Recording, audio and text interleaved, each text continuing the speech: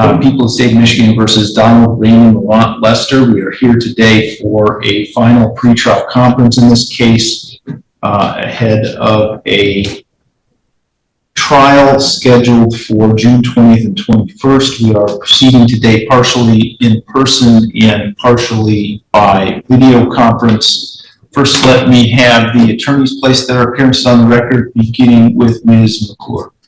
E.B. McClure filling in for Prosecutor of Record Isaac Sneed. Samara Hennigan on behalf of Donald Lester.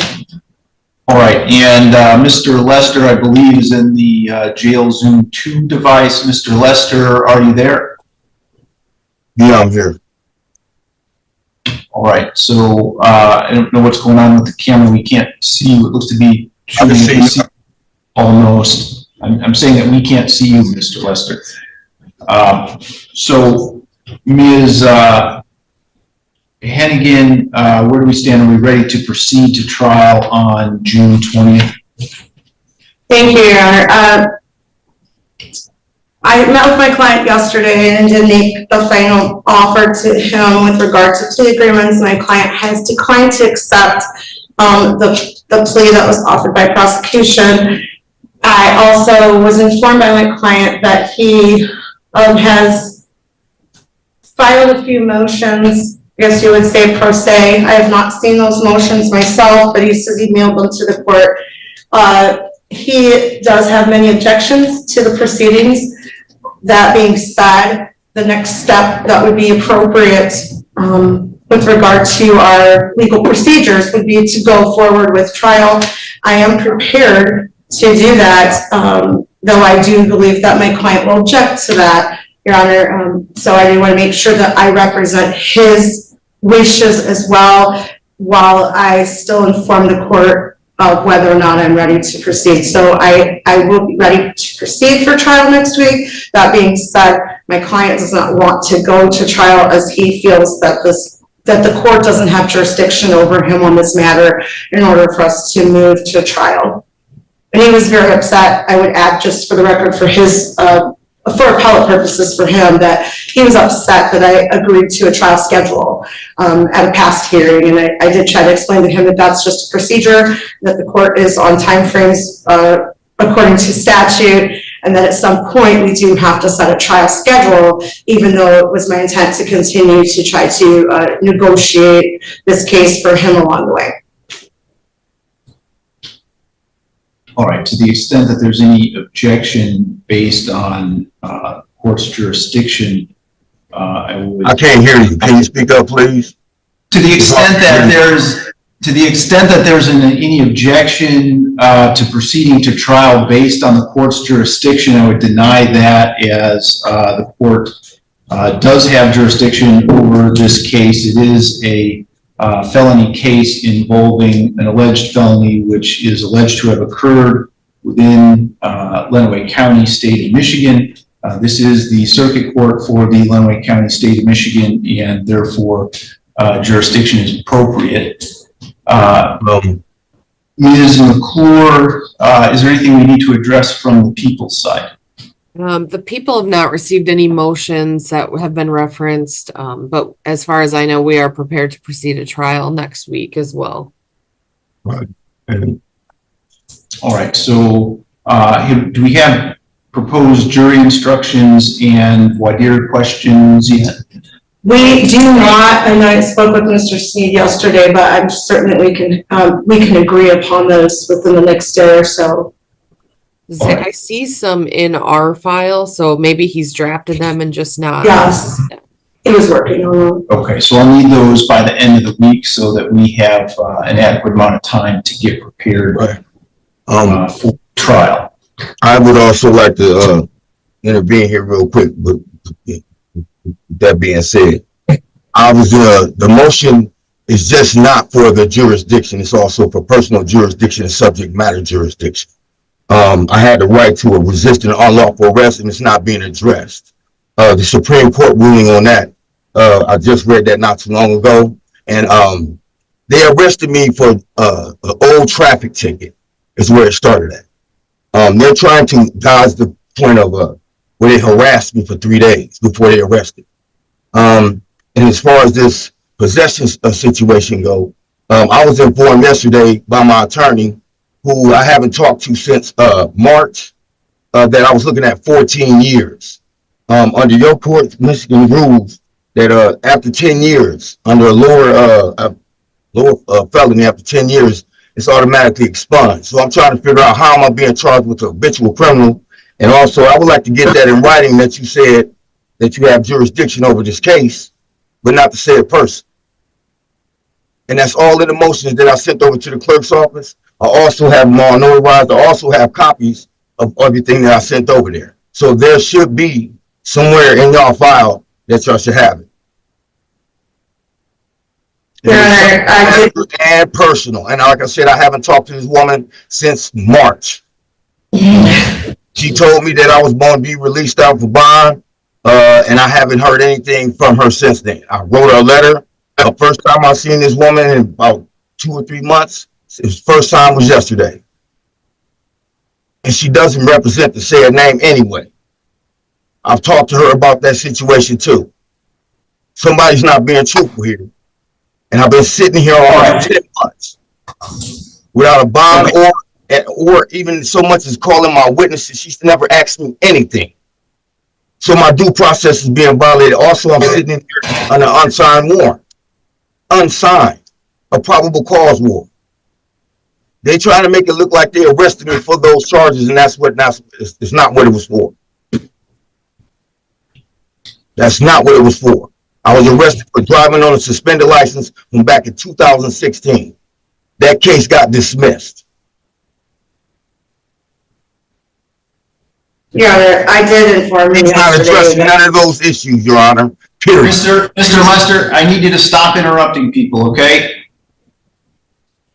What is it that you wanted to say? I did inform him yesterday that the charges he was facing could get up to 14 years because there's consecutive sentencing available on those charges. He has a felony that is up to 10 years and then 2 RNOs which can be sentenced consecutively if that were requested and or if the court were to do it.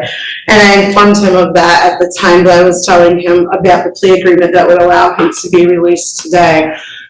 So he is correct in that I did inform him of that, but it's not because of the habitual offender notice, and he asked me about that yesterday, and I reiterated again yesterday that that is not why.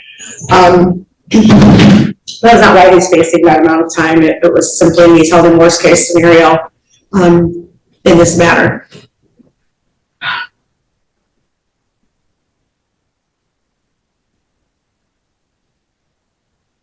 All right, so to the extent that personal jurisdiction issue has been raised in addition to subject matter jurisdiction, and again deny any request on those bases because the court again has personal jurisdiction over Mr. Lester, who is a human being located in Lenawee County, Michigan, and alleged to have committed a felony crime in Lenawee County, Michigan.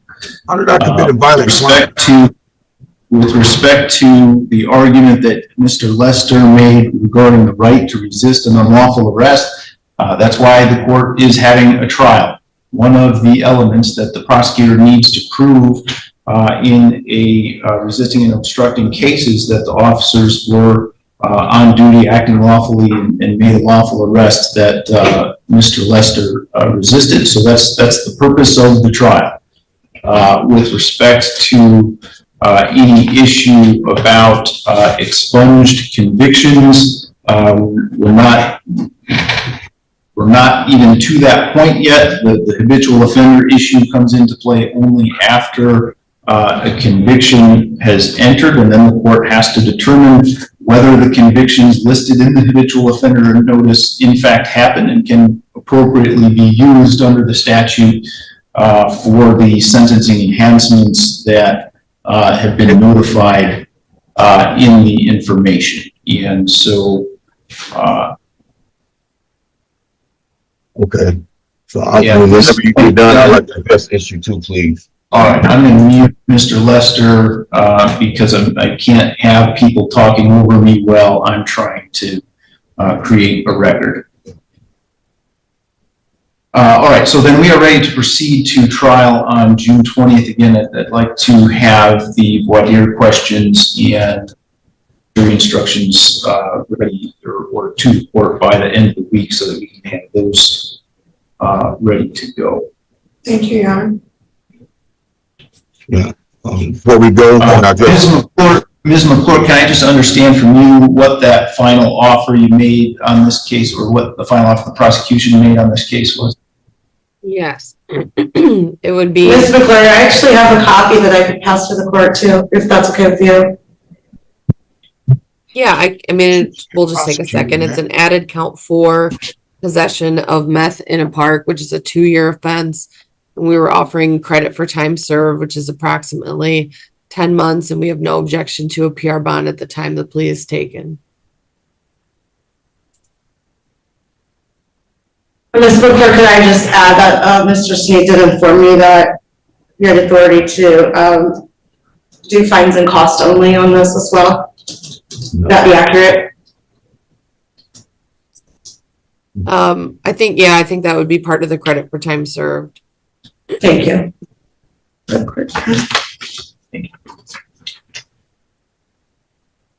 So the prosecution has made an offer to resolve the case if Mr. Lester were willing to plead guilty to possession of methamphetamine in a park. That's a 2-year maximum possible penalty, but the prosecution has also agreed to credit for time served and or fines and costs and a personal recognizance bond release until the date of the sentencing. Is that all accurate, Ms. McClure? What is that? That Yes. is crazy. The court hearing just starts, and it's already strange.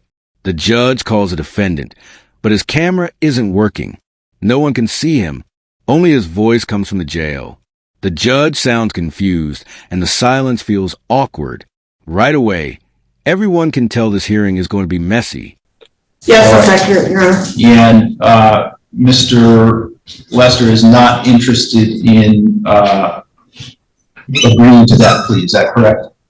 It's my understanding, but it seems that he would like to say something about it, Your Honor, so I prefer that he answer that question himself. I would like to say something because of the fact that you keep trying to let me out on a PR bond and you want me to come back to court for sentencing, but you won't let me out to try to get my witnesses and gather the evidence that I need to be able to present it at trial. I haven't even went over this woman. I haven't even went over any kind of defense with this woman. I am being prosecuted and persecuted by her and a prosecutor. And it's obvious. It's very obvious. It stands out. I haven't talked to this lady since March. And when I did, she came in there and coerced me into trying to keep her on my case. All right, so Mr. Lester, that wasn't really responsive to the question that was asked. The question I you're being don't know asked nothing about that. I told her what it was then, and Mr. Lester, you keep trying to cut me off. well, that's because you won't let me create the record and do my job. So I'm trying to do my job. You're not the one sitting in jail, sir. All right, so Miss. Your Honor, will you please mute my client? I don't want him to. Record should reflect that. The record should reflect that Mr. Lester had. I'm sorry. So, Mr. Lester, the question I'm asking and that I need an answer to is you've heard the offer that I've indicated the prosecution has made to you to resolve the case. Do you or do you not want to? No, I'm not, because they had no business arresting me, Your Honor. And I wasn't bothering anybody. Simple no is fine. That's all I needed. All I needed was. The judge explains a deal that could let the man go free today. Then he asks a simple question, yes or no. The defendant says no. He says he should never have been arrested. That one answer changes everything. Now the case is going to trial, and things just got much harder for him.